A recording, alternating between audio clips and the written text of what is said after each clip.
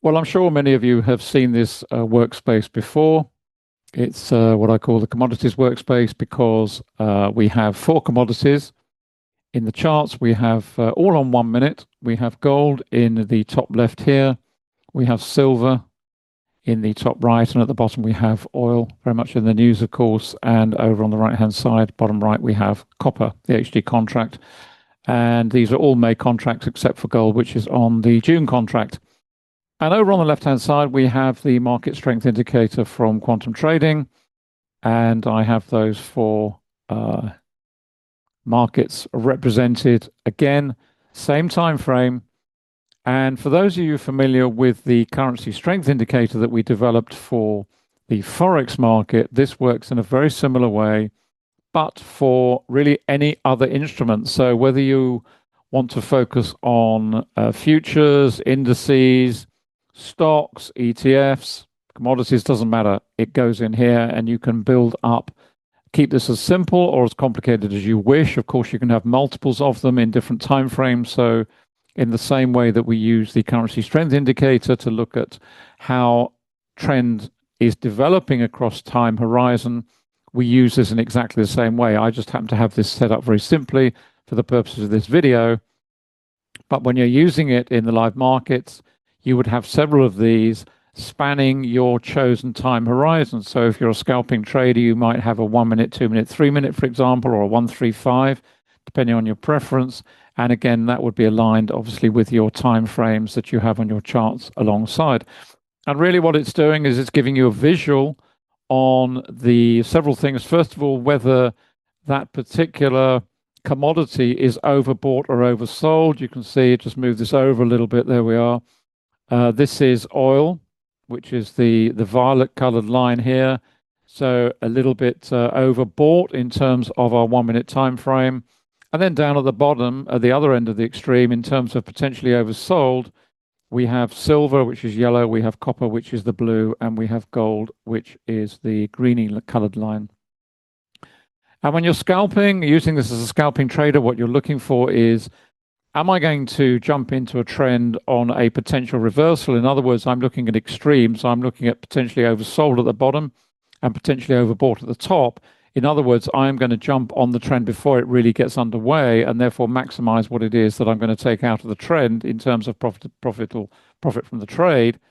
Or am I going to wait until that trend has started to develop as it is, as indeed it is here in terms of gold, and the others look as though they may be turning up as well, and possibly oil is turning down.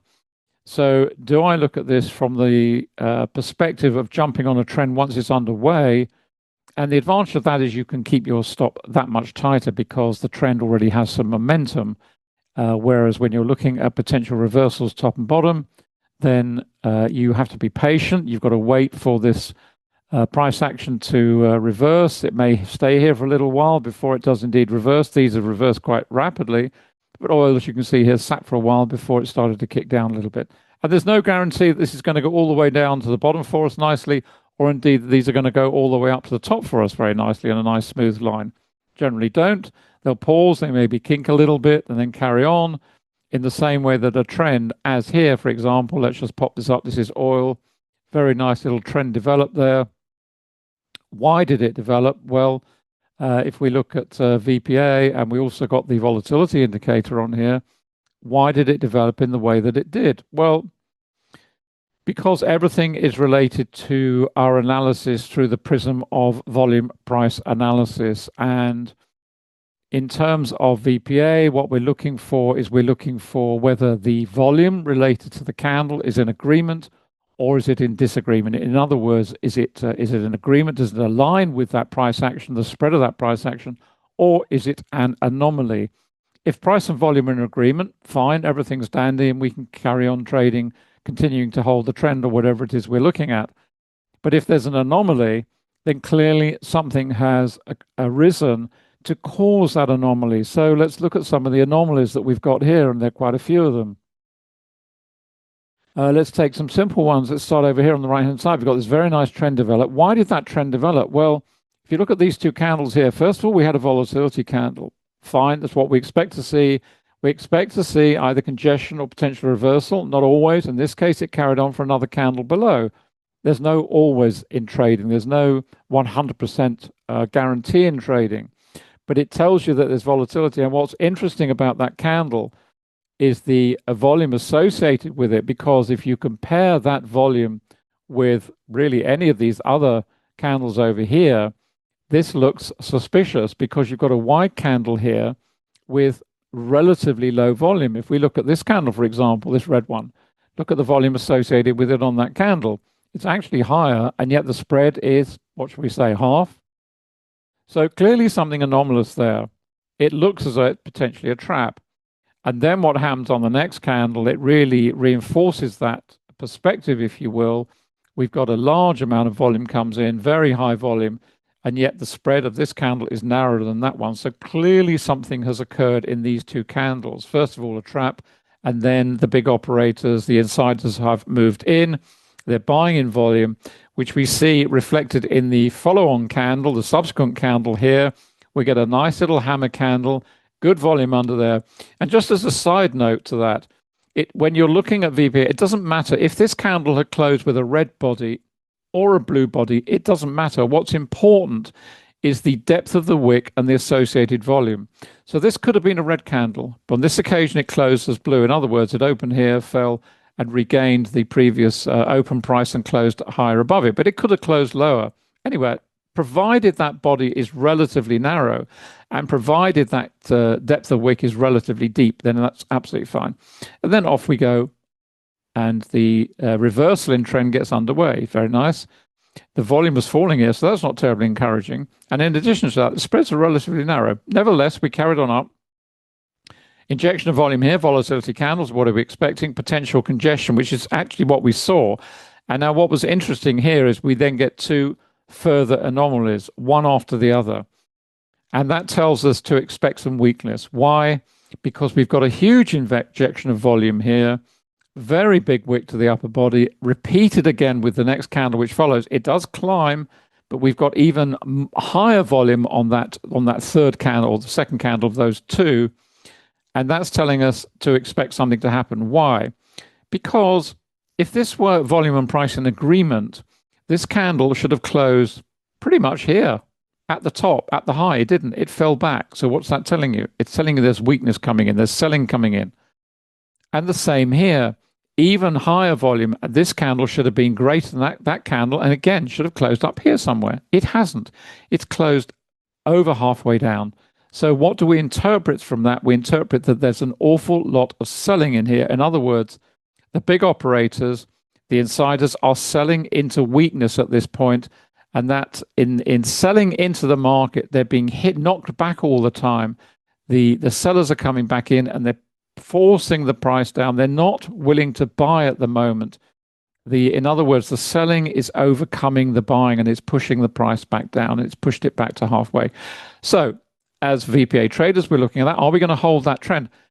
Now, that's not to say we're going to close out. We don't panic. But what we would be looking for is to see what happens next. What are the next candles telling us? What are they doing? We expect congestion. It's what we expect. I mean, after all, having seen that, we're not expecting this to continue rushing up. It's going to be a pause point of some description and possibly a full-blown reversal. That's what we're expecting, purely based on the volume profiles that we see associated with the candles. What do we get? We get congestion. Fine, it's what we expect to see at the very least. And then what we see is perhaps more interesting still, in that when we look at these two red candles, first of all on this one, market fell but recovered. That's quite encouraging, because if this were going to be a full-blown reversal, we would expect to see the red candle with a wide body and maybe continuing on down and so on and so forth. But we don't. We see a little bit of buying coming and support it, which is great. Good news. The next red candle we see, which occurs, we've got a little doji here, doesn't really tell us very much. We then get this red candle, body's lower. What's happened? Interesting. The volume's fallen. So we now have a scenario where we are seeing potential selling coming into the market, but is that what the volume is telling us? And the answer is no, it's not.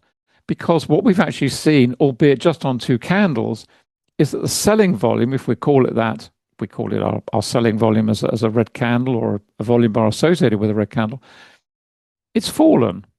So we are now seeing something anomalous from the perspective of, well, if this is going to be a true reversal, in other words, let's call this our primary trend higher, and we're then going to see this reverse to a primary trend lower, what's actually happened? Well, nothing like that, because the volume has fallen under these red selling candles in inverted commas, and therefore we continue to hold, because this tells us very clearly that what we're witnessing here is what we call a secondary pullback, a secondary reversal. It's what Wyckoff referred to as a secondary trend. If this is our primary, then this is our secondary, and back into our primary.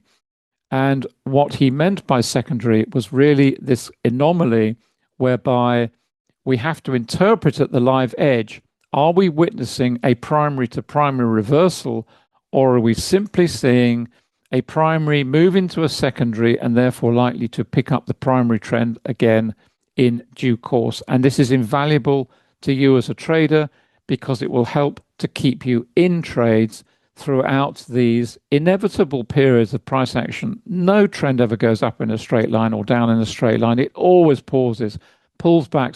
And it is at these points that you have to interpret what is going on. And we've got another example here, really, where if you look at the red volume bars associated with the red candlesticks, what is actually going on here? And again, it's very similar here. You've got the volume which has fallen on the red ones. Now, equally, it's fallen on the blue ones. So we expect to see this congestion anyway. It's what we're witnessing.